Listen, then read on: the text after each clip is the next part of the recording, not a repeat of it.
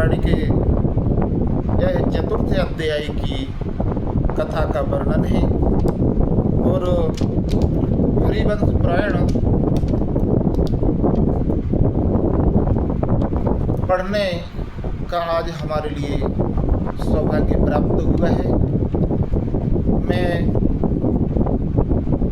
सभी साहिबानों से निवेदन करता हूँ कि इस हरिवंश पुराण की कथा को विधिवत सुने तो इसके लाभ बड़े विचित्र हैं। जिसके संतान ना हो तो संतान की प्राप्ति भी होती है, धन ना हो धन की प्राप्ति होती है, और जो कहीं नहीं मिलता है वह तत्व हरिवंश पुराण में मिलता है। यह चौथे अध्याय की कथा है कि पृथु का उपाख्यान, राज्य वितरण और दिक्पालों की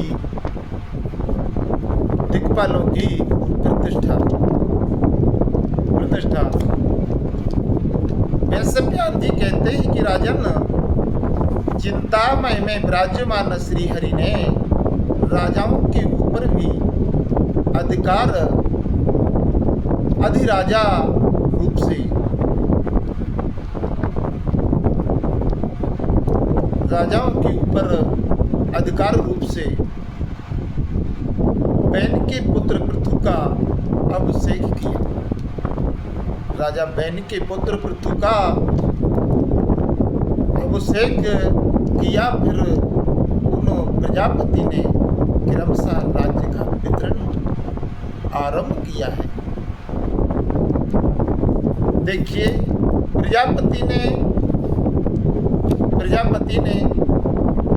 द्विजलता नक्षत्र ग्रह यज्ञ और तप के राज्य पर चंद्रमा का यज्ञ और तप के राजस्वरूप चंद्रमा का अभिषेक किया और जल के राज्य पर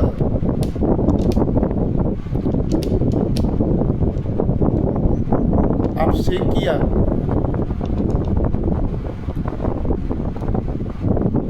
बरुआ का तथा राजाओं और पक्षों के राज्य पर विश्वास के पुत्र कुबेर का अभिषेक कर दिया। वो विश्व देवों पर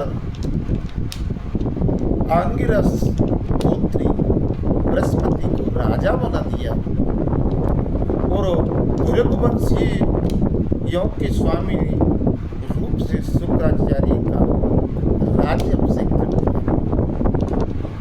आदि दैत्यों के ऊपर विष्णु को, पशुओं के ऊपर अग्नि को राजा बना दिया और दक्ष को प्रजापतियों का, इंद्र को मरुतों का तथा अमित पराक्रमी प्रहलाद को दैत्यों और दानवों का राजा बना दिया एवं पितरों के राज्य पर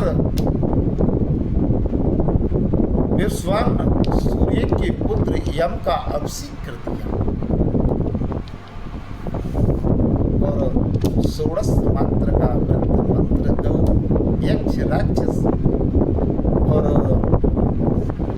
पार्थिव पदार्थ और साध्य देवताओं को राज्य पर नारायण का अभिषेक कर दिया और रुद्रों के राज्य पर वृषभ ध्वज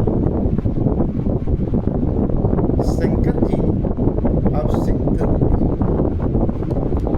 विप्र चित्तों का दानवों का राजा बनने का आदेश दे दिया और सकल भूत पिशाचों का शूल पाणी महादेव जी को राजा बना दिया। हिमाचल को पर्वतों का और समुद्र को नदियों का राजा बना दिया।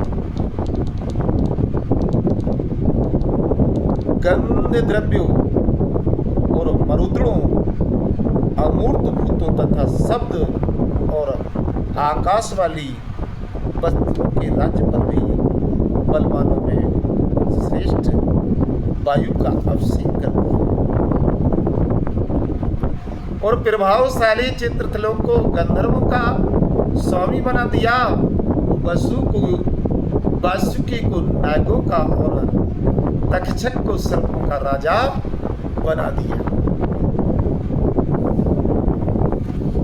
हाथियों का, ऐरावतों का, घोड़ों का, उच्च सर्वांगों और पक्षियों का गरुड़ को राजा बना दिया और वनचारी पशुओं पर सिंह को तथा गऊओं पर सांड को स्वामी बनाया और पाकड़ को वृक्षों का प्रभावशाली, पाकड़ यानी बरगद को वृक्षों का प्रभावशाली राजा बना दिया और सागर, नदी, मेघ, वर्षा और सूर्य की किरणों के अधिपति पद पर पर्जन्य का अभिषेक कर दिया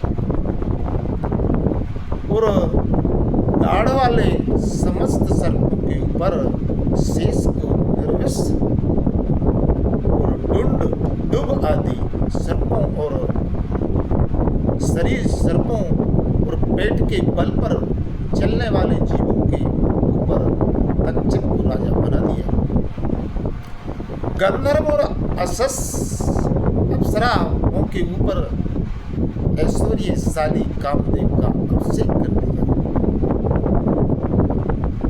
और ऋतु, मास, दिन, पक्ष, रात्रि, मुहूर्त, तिथि, पर्व, कला, काष्ठा के प्रभाव, उत्तरायण और दक्षिणायनी की गति तथा उपरांत अर्थात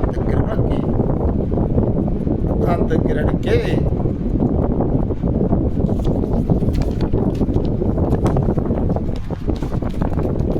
राजा बना दिया। ऐसे सारी प्रकाष्ठाओं को पार करते हुए अभिमानी देवताओं पर प्रभु संवत्सर का अभिषेक कर दिया और भारत पितामह ने इस प्रकार कर्म पूर्वक राज्यों का विभाजन करके फिर दिक्पालों की स्थापना की थी और उन्होंने वैराग्य प्रजापति के पुत्र राजा सुधन्वा को पूर्व दशा के दिक्पाल पद पर अभिषेक कर दिया और कर्दम प्रजापति के पुत्र महात्मा राजा संघपत को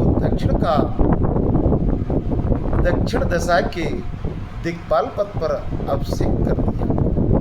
ऐसे सारे का अभिषेक करते हुए इसी प्रकार पश्चिम दिशा में